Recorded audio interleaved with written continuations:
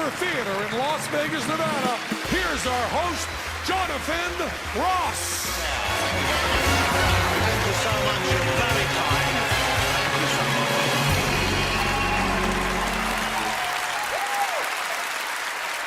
Welcome to Penn and Teller Full Us, where Penn and Teller sit in the Penn and Teller Theater on the Penn and Teller show that's named after them, where acts come out and try and stump Penn and Teller for a chance to come back here and perform with Penn and Teller.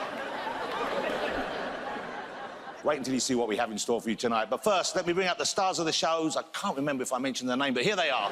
Penn and Teller.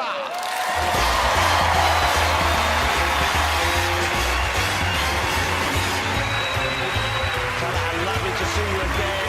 Penn, great to see you here.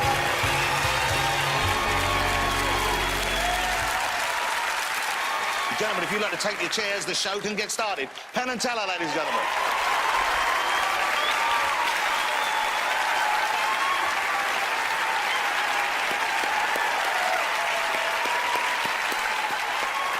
It's always a treat to have Penn and Teller here. Now, if you're wearing socks, hold on to them, because here comes our first potential fooler.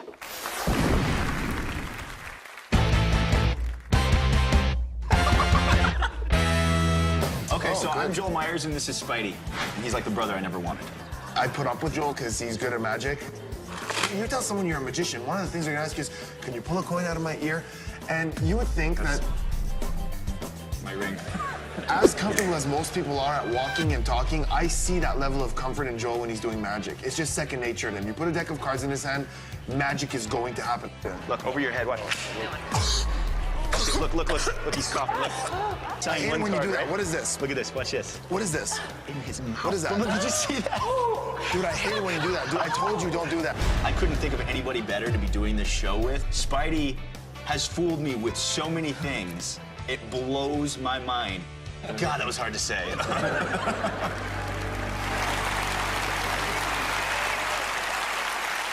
In our next duo, one guy specialises in sleight of hand, the other is a mentalist. Together, they're slightly mental. Please welcome Joel Myers and Spidey.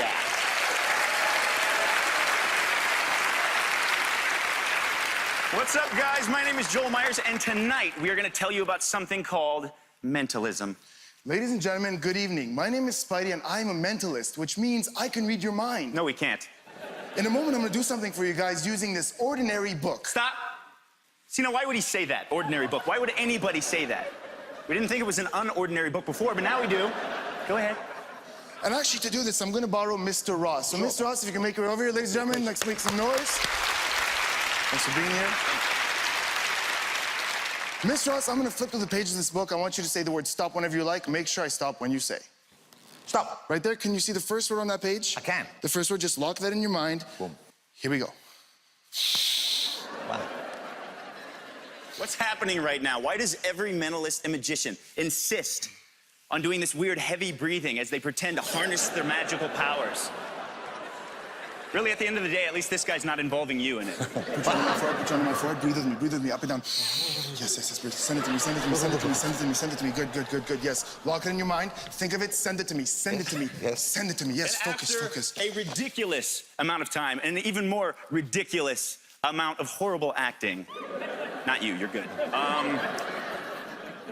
The mentalist finally reveals the chosen word. For the very first time, Mr. Ross, what was the word you were thinking? It was curiously. Curiously. Yes. Ladies and gentlemen, curiously. Wow. Thank you, Mr. Ross. Go back to your place.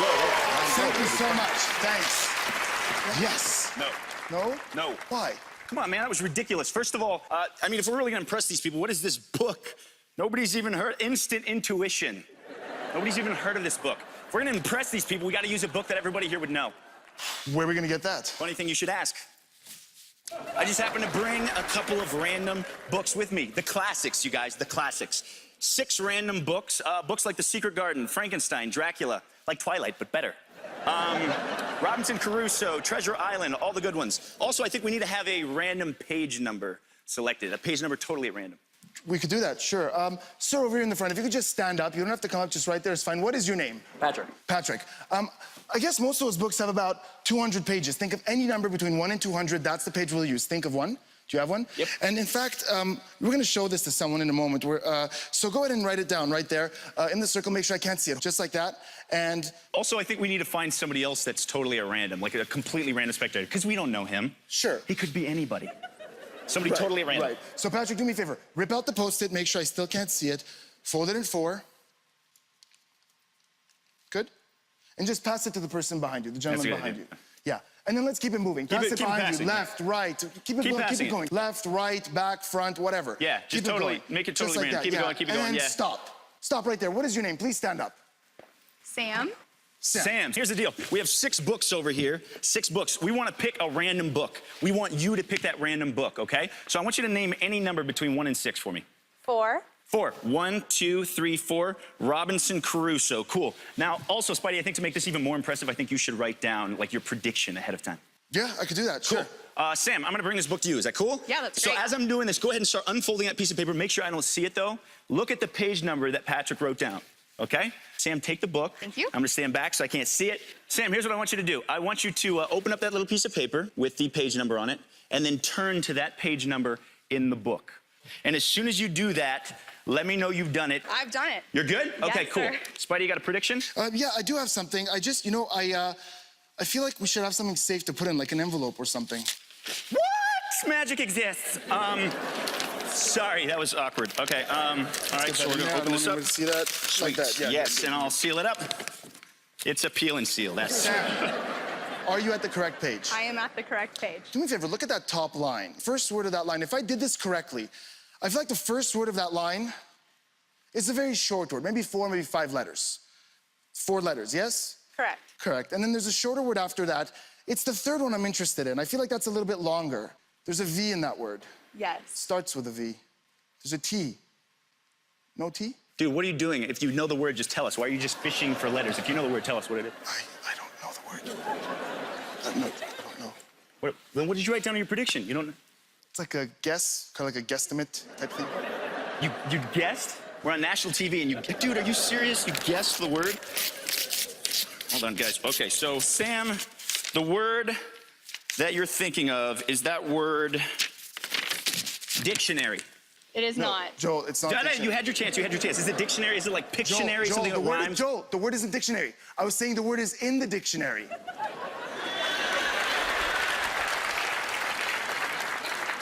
Dude, every word is in the dictionary, genius. That's why I wrote something on the back, genius. Turn it around, look, show them, there's a number. Yeah, show. 36311. It's a code. It's a code. What is the word? Voyage. Voyage. Mr. Gillette, there's a dictionary on your table next to you. There is. Can you do me the favor? It says 36311. Can you please flip the page 363? 363. 363. Then it says 1. That means we're going to be using the first column on page 363 Yeah, I got of 2 that. columns. First line at the top. Now I hold got that for that. a sec. Do not say it quite yet. I won't. You went to a random page, selected at random. It was a random book. You were selected at random, and the word was voyage. Mr. Gillette, page 363, first column, first word, please. It's a noun or a verb. It's journey by ship. The accent's on the first syllable. It's voyage. Yes, that was good. Yes! That works. Thank you so much. Joel, Mars and Spidey, ladies and gentlemen. Let's hear it for them. Great job. Very impressive. And very funny as well. Now, you know how this works. Penn and Teller sitting there, they're thinking about it. Teller's got his book out. They're going to be writing down their ideas to see if they know how it happened. When did you guys get together? Because you weren't always performing as a duo, were you? No, had separate... we met like 3 or 4 years ago and literally just became really close friends. We have so many things in common, and then at the same time, we're completely opposite and drive each other nuts in so many ways. But yeah, we met just a few years ago. Yeah, and you still carry on working separately as well, though, even though you've got the double. We're individual performers, yeah. We do a bit of both. We wanted to tackle this together because I really enjoy mentalism very much, but Joel has a huge appreciation for what Penn and Teller do, and he's a huge fan. And so he was able to take the mentalism effect and make it more fun and sort of be like, come on, let's give them something that they're going to appreciate. Okay, it looks to me like Penn and Teller have finished their deliberations, so we'll find out what they thought and whether they know what you did. Gentlemen.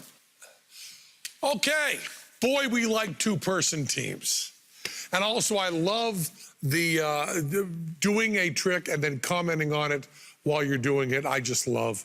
I love that busting of psychics while you're doing an amazing psychic thing. You know, the interesting thing about the two of us is we have a lot of information on this because I happen to have a magnifying glass just like this at home, which I thought was quite a coincidence. And Teller has a pen exactly like the pen that fellow used to write down the number, which is also a surprising coincidence. And I would have the magnifying glass and Teller would have the pen.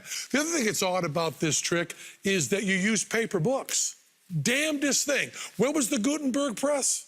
Gutenberg press was the 17th century, right?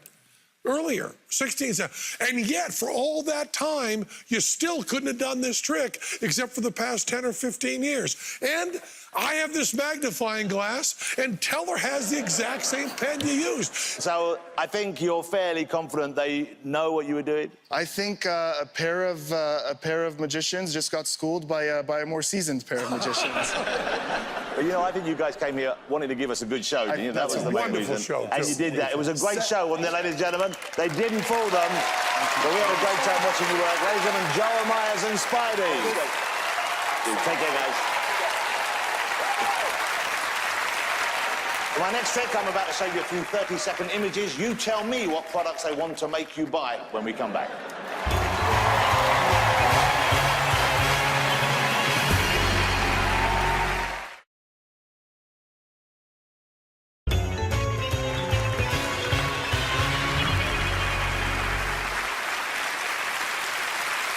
Welcome back to Fool Us. Watch this behind my ear. Oh, it's just our next potential fooler. My name is Rick Lax, and I invent magic tricks. When you see a magician do a magic trick, they probably didn't think of it. I did. Every day, I just go to coffee shops and think up new magic tricks. I'm a little bit of a spectacle because everyone else is out drinking their coffee and I'm making flowers disappear.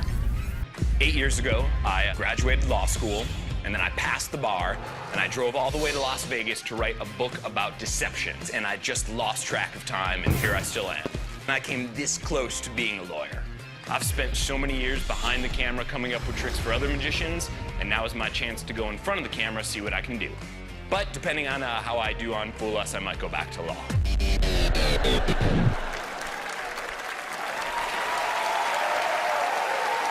This next gentleman is a Renaissance man. Now, I don't know if that means he paints chapel ceilings like Michelangelo or he's a kick-ass ninja turtle like Raphael. Let's find out as we meet Rick Lax.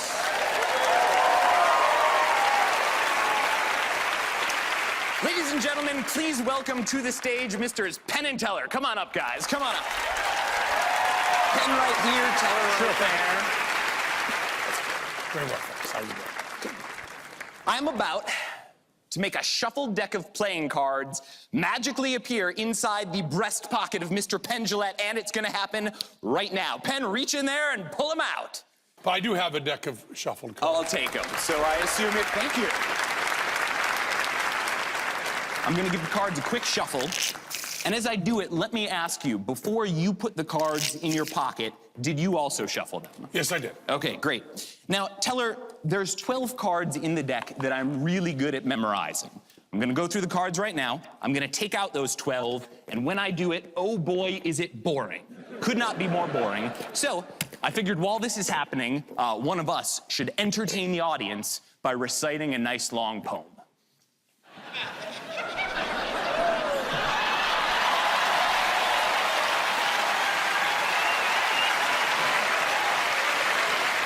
We'll have someone else do it. Penn, is there a poem you like? Well, there's a few. I've seen the greatest minds of my generation destroyed by madness. You want Howl? Or do you want The Outlook Wasn't Brilliant? The Outlook wasn't brilliant for the Mudville 9 that day. The score stood 4-2 with but an inning more to play. And when Cooney's died at first and Barrows did the same, a tragic silence fell upon the patrons of the game. Straggling few got up to go in deep despair. The rest clung to hope which springs eternal in the human breast. They thought, if only Casey could get but a whack at that, we'd put up even money now with Casey at the bat. The reason these case matters, he stepped into a place where was a pride in Casey's bearing and a smile at Casey's face. And when responding to the crowds, Casey lightly doffed his hat. No stranger in the crowd could doubt 'twas Casey at the bat.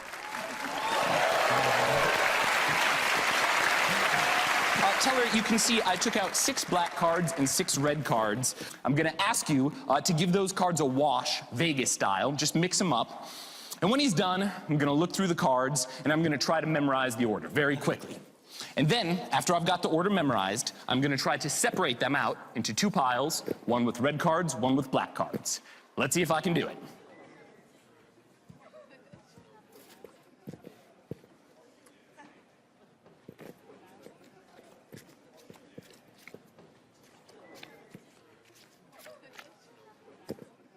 So if I did that right, we should have all the red cards on one side and all the black cards on the other side. Let's see.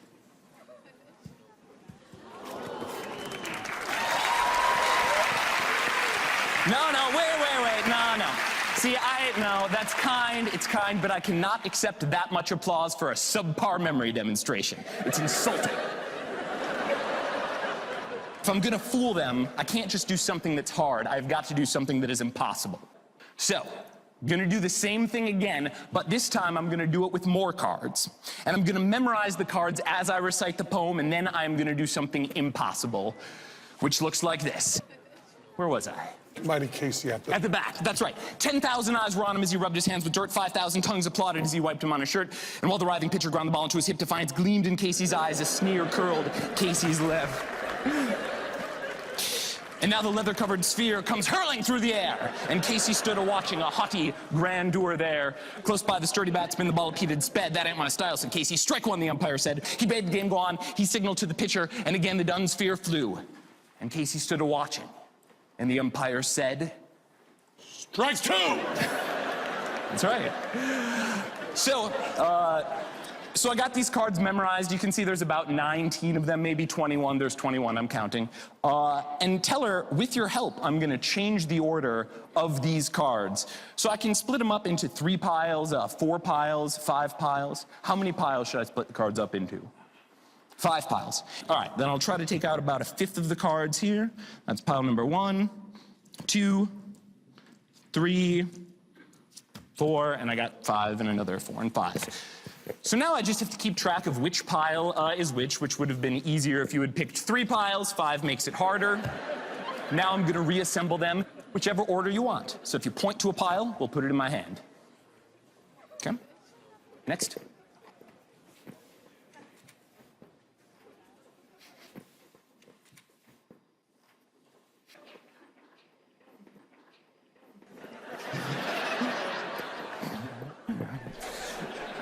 And now, Penn, a number.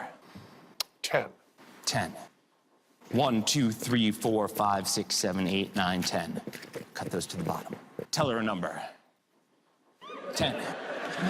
1, 2, 3, 4, 5, 6, 7, 8, 9, 10. So things are pretty simple from this point on. All I gotta do is remember the order the cards were in, remember how we changed the order, track every single one of the cards, and then split them up into red and black piles as we conclude the poem. Strike 2. Strike 2. I'll continue from there. Fraud, cried the maddened thousands. And the echo answered fraud. But one scornful look from Casey, and the audience was awed. They saw his face grow cold and stern. They saw his muscles strain, and they knew that Casey would not let the ball go by again. The smiles fled from Casey's lips. His teeth are clenched in hate. He pounds with cruel violence his bat upon the plate. And now the pitcher holds the ball, and now he lets it go, and now the air is shattered by the force of Casey's blow. Oh, somewhere in this favored land, the stars are shining bright. The band is playing somewhere, and somewhere hearts are light, and somewhere men are laughing, and somewhere children shout, but there is no joy in Mudville. Mighty Casey has struck out. Rick Lax, ladies and gentlemen. Wow. Well, you know how this works. They're going to sit down there, they're going to deliberate. Let me ask you about the being here on stage, because I think everyone who comes out here is courageous. But you've normally been behind the scenes. That's right. Usually I create tricks for other magicians, so this is a very new experience for me coming out here and performing for everyone. I think it shows an enormous amount of courage. Let's hear it for Rick again, because to come out here and do this here in this setting, wow, that takes a certain bravery and maybe a certain foolishness as well. I don't know, but Teller looks... It's always hard to tell what Teller looks like, but he looks a little surprised. Okay, well, let's go over to him. Penn, Teller. Boy, oh boy, that was a good routine. Thank you. And not only that, it was a very, very flattering routine to take Casey at the Bat, which we did off-Broadway and on-Broadway. We're just very flattered by you using all this Penn and Teller minutia, all this trivia to make that so good. Your performance, I love the nervous, nutty energy. You got a little nervous, of course, when you sell this, gives us a lot of information about it. And we also copped a couple cards from the table. We also saw you take the box and put that box in your pocket to put the box away while you had the cards in your hand, which means you could have at that moment have rung in a cooler. And the cards could in some way be doctored for you to be able to figure out which to go which way. All of that would be true if you had not fooled us. But you did. Wow. What a great moment. Congratulations. The guys that want to say, go around the front there because they want to share this with you while we bring this down. There you go. Just go going up, man. Beautifully done. Rick, this is for you. You fooled them. You don't just get that delightful trophy. You'll be coming back here to perform as part of their act. Rick Lax, congratulations. Wow. Hey, we're going to be back after a quick commercial break. Don't go anywhere.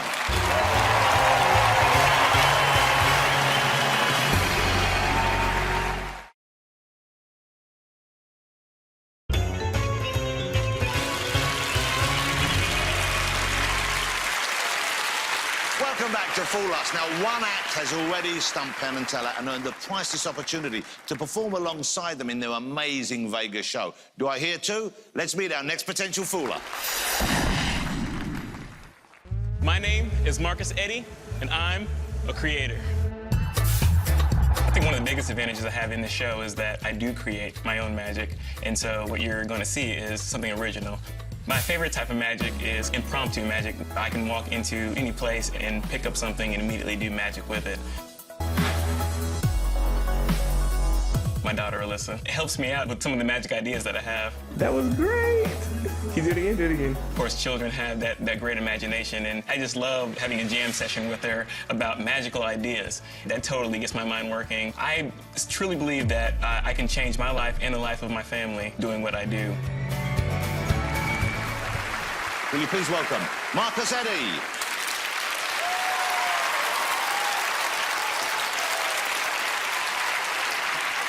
My name is Marcus Eddy, and magic has always been my escape.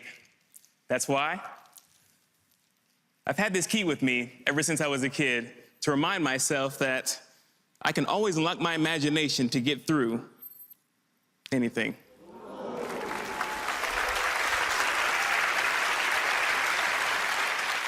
Now, I first realized this when studying one of my favorite magicians, Harry Houdini, who is also one of the greatest escape artists of all time.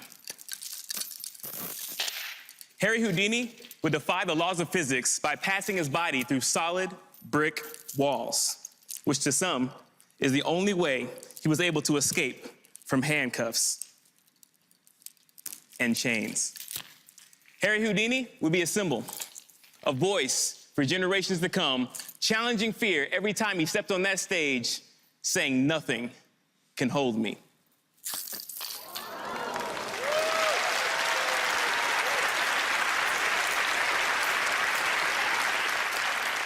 Now, the idea of passing through solid objects is what inspired me to create something very special for you, Penn and Teller. Would you both mind joining me on stage? Everyone, please help me welcome Penn and Teller. Hello, Marcus. How you doing? What I'd like each of you is to hold right here, you hold right here, and you hold right there. What I'd like you to do is to pull on the chain, and as you back away to each end, as you back away to each end, feeling each link to make sure it's completely solid. Now, you'll also notice that there is a key tag at each end of the chain. Yeah. And what I'd like you to do is to write your initials, draw a picture, just mark it in a way that you'll be able to recognize it when you see it again.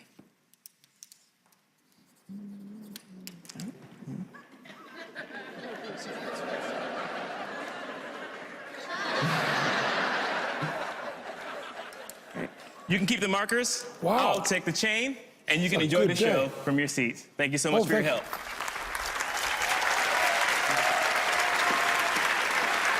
Now, what you're about to see may seem unbelievable. Some of you may look at this as a trick or a puzzle to be solved, but I hope more of you look at this as inspiration and knowing that nothing is impossible.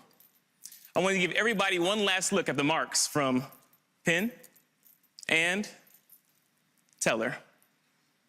Because in a moment, I'm going to pass this chain right through the middle of my body.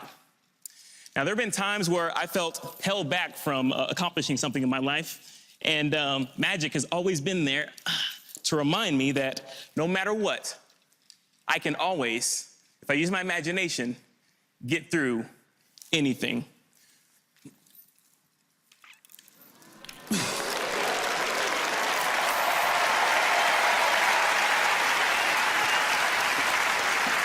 Penn, Teller, I want you to check the tags to make sure they are the same tags, and you can keep that chain as my gift to you. Thank you so much. Thank you very much. My name is Marcus Eddy. Marcus Eddy, ladies and gentlemen. Fantastic. Wow, that was very, very impressive.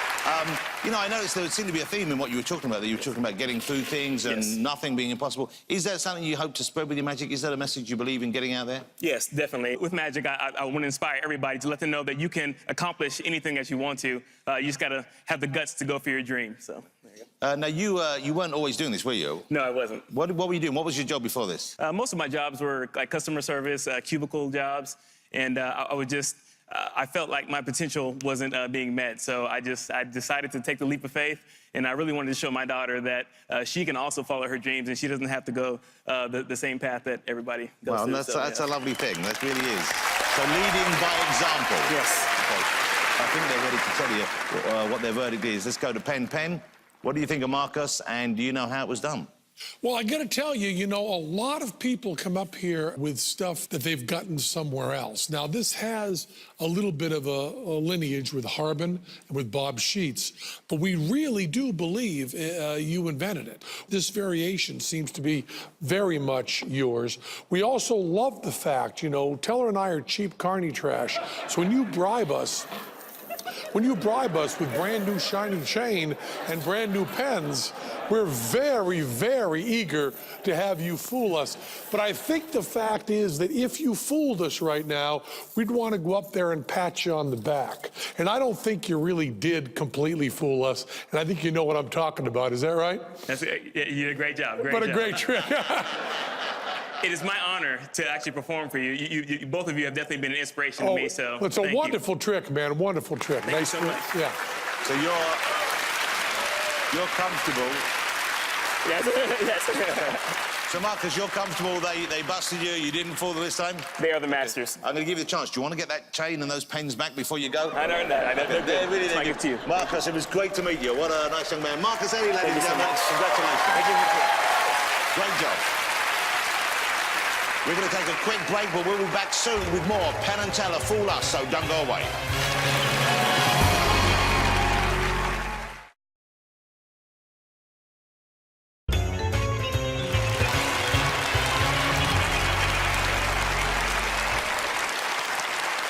Let's meet our next heartwarming act. I'm Bruce Gold, and I am a comedy magician, though not always in that order. What is it with kids and their fascination with magic? When I was 14 years old, the first trick I bought was called the appearing cane. When I was 15, I did a birthday party for a neighbor. It was a 30-minute show. I was paid $30, and I did the math. $1 a minute. This is a genius profession. I'm going to be a magician. I've always wondered about the difference between a comedian who does magic and a magician who does comedy. And I'm not really sure which one I am. But I know if you're doing comedy first, you better have a lot of laughs in your show. You know what's crazy? I'll tell you crazy. Crazy would be a network television show where magicians try to fool Penn and Teller.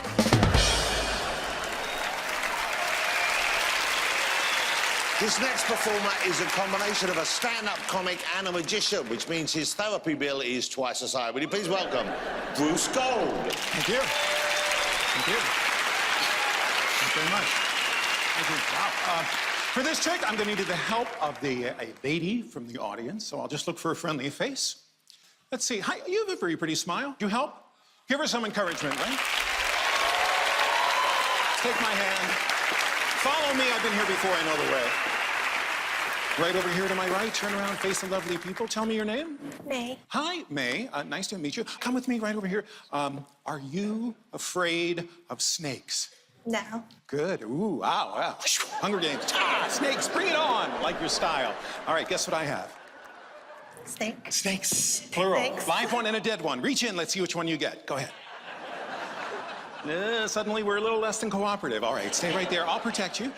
Underneath this box, something far more dangerous than a serpent. It's a toaster. Wait, I can control it. Brought my own frightened crowd with me, May. It's a toaster, or if you're a thrill seeker, a bath toy. Now, did I not just say it was dangerous, right? Okay. May, have you seen the game shows on TV with the prize girls? Yeah. Awesome. Okay, assume the position. Let me help. Stand right here. Right here, perfect. Little more forward, left hand out like so. Good, right hand out, palm up, perfect. I'm gonna have the announcer describe the toaster and then you model it like the prize girls on TV, perfect. Then I'll say, show them the card. And when I say that, you lift this card up, has the price on the front, and don't forget to smile. Perfect, okay. All right. Mr. Announcer, tell the lovely May and all of us all about it. Sure thing, Bruce. Yes, it's no ordinary toaster. It's a Toastmaster for masterful toasting slice after slice. Show them the card, May. 1995. Big smile. Wow.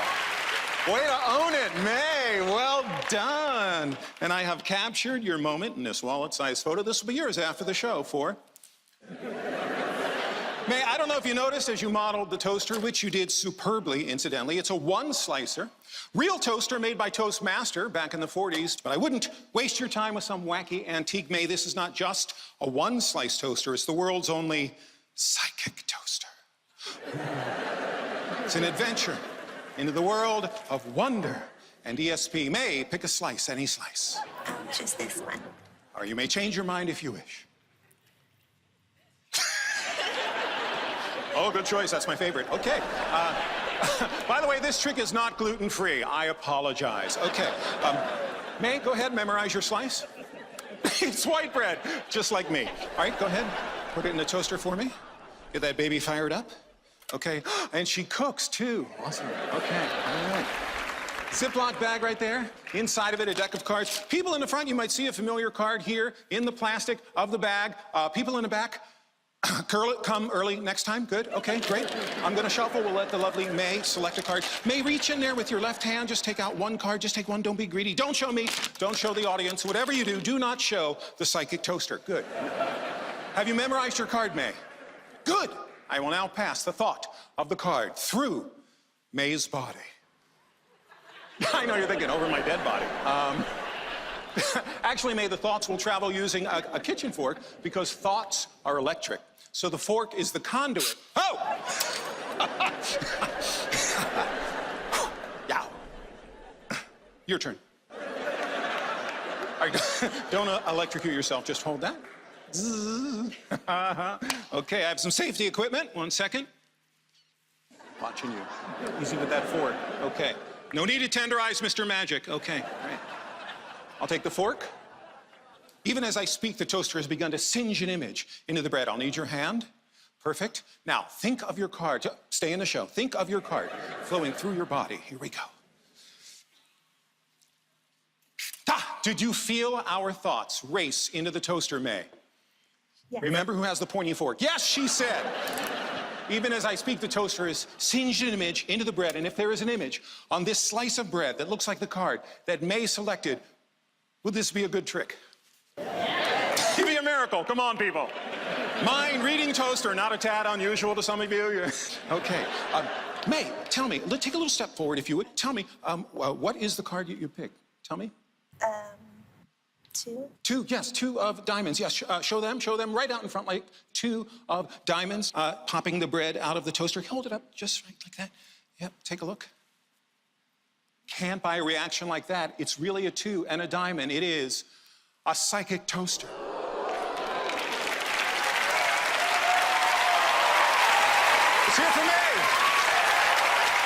Bruce Gold, ladies and gentlemen. Bruce Gold. Bruce, that was great. Thank you, John. Very funny and also a great trick. I have no idea how you did that, of course. But was that, you said this was a genuine toaster. I've never seen a one-slice toaster. Was this really something that was for sale? It's a real toaster made back in the 40s. Apartments were very tiny then. Yeah, it struck me, though, it was a great mix of the comedy and the magic, and that's very hard to bring together. So congratulations to Bruce once again for pulling that off, because it was so entertaining. But I think the fellas may have come to an agreement. Whether or not they're right, you can say, gentlemen. Well, you know, we're having a great example here of comedy magic. And in comedy magic, many times people forget to do the comedy and the magic. And it's wonderful to see somebody do both. We're thrilled to pieces to see a toaster on stage.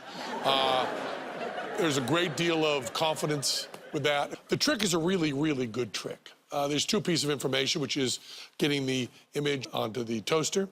And then there is, you could either worry about that as how do you have 52 possible images that can be burned onto a toaster, or there's another way to do that, of course.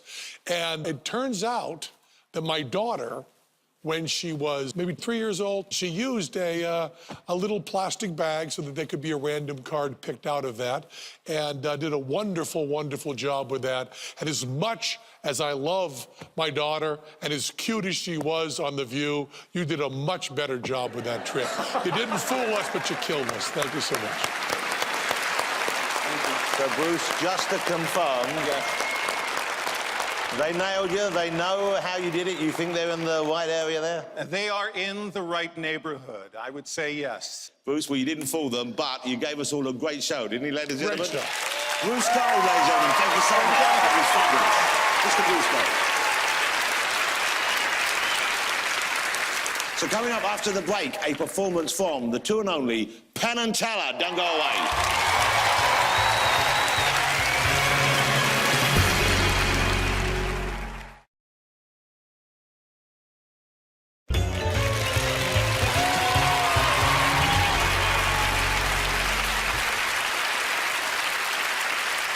Now, these guys have been performing magic together for over 4 decades, which makes this next trick the second oldest one in the books. The first oldest is pretending to yawn so you can put your arm around a lady's shoulders. That's an oldie but a goodie, but here they are, ladies and gentlemen, the phenomenal Penn Teller.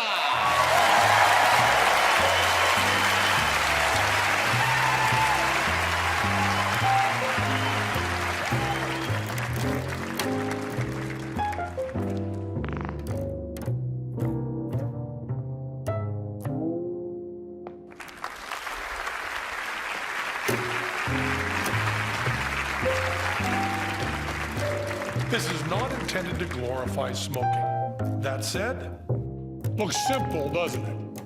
But when you're dealing with a master of sleight of hand, like my partner Teller, even the simplest activity may be a complex deception. Let's watch that routine again. Is he really crushing out a cigarette? Is he really adjusting his hat? Is he really pulling out a fresh cigarette? Is he really bothered by that itch in his left eye? Is he really just lighting a cigarette?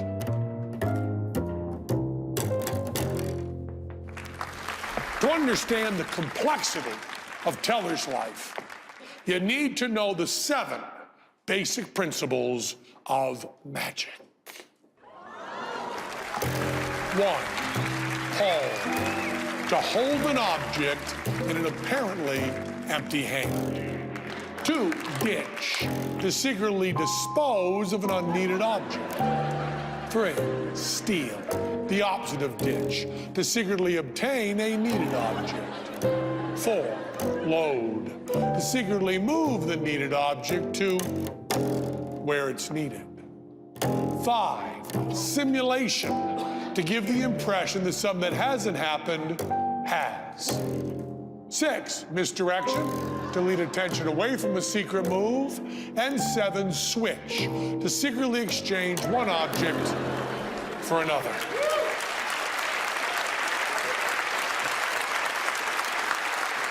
Teller needs nothing but a pencil, 1 lit cigarette, and a flashlight.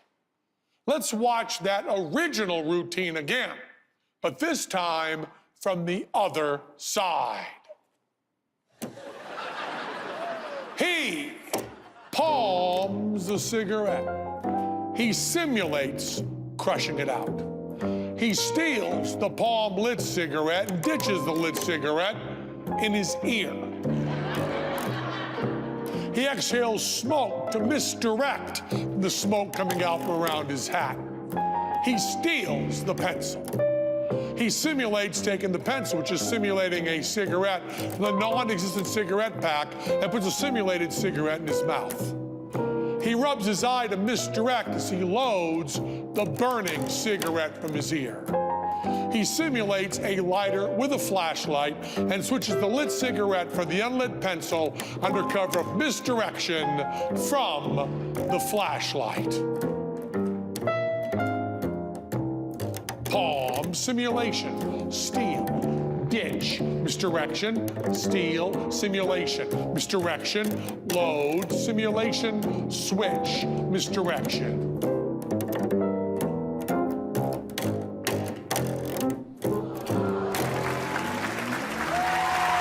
Looks simple, doesn't it?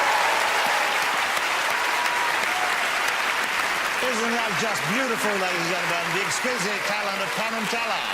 A spectacular example of pure magic. No smoke, no mirrors, well, a little smoke. That's our show for tonight. There'll be more from Penn Teller. Fool us next time. Thanks for watching. Good night, everybody.